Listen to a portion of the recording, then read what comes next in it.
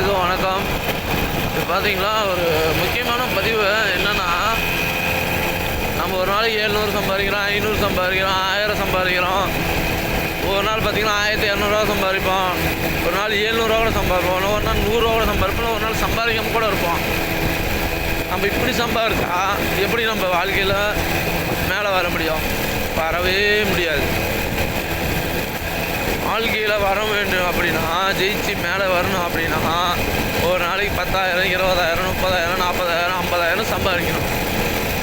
அப்படியே அப்படி வேலை செய்யணும். அப்போ தான் நம்ம வாழ்க்கையில் பெரிய ஆளாகி மேலே வர முடியும். இன்றைக்கி ஏன் இதை சொல்கிறேன்னா, இன்றைக்கி ஹாஸ்பிட்டலில் போனேன். அப்படியே கட்டு கட்டாக பணத்தை அள்ளி எண்ணி மிஷின் போட்டு எண்ணி வைக்கிறானுங்க. அப்படி அவனுக்கு சம்பாதிக்கிறானுங்க. அப்போ அவனுக்கு மேலே தான் வருவானுங்க. நம்ம கீழே தான் இருக்கணும். நம்ம ஹாஸ்பிட்டலில் போய்ட்டு 500, 1000, 2000, 3000 அப்படின்னு அவன்கிட்ட கொடுப்போம். ஆனால் கஷ்டப்பட்டு வேலை செய்கிறவனுக்கு சும்மா கை கட்டி தான் நின்று உட்காந்துட்டு எழுதி தான் கொடுக்குறாங்க. மாத்திரை மருந்து அப்படின்னு. அதுக்கு 500, 1000, 2000, 3000 அப்படின்னு ஆள் மேலே. அதனால தான் அவங்க மேலே வராங்க, நம்ம கீழே இருக்கோம்.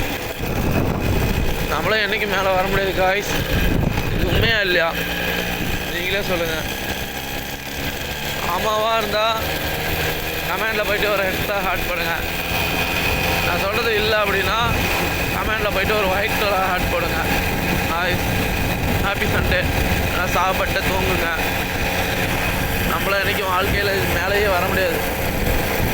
அடுக்கடுக்காக கட்டுறானுங்க, மாடியாக கட்டுறானுங்க.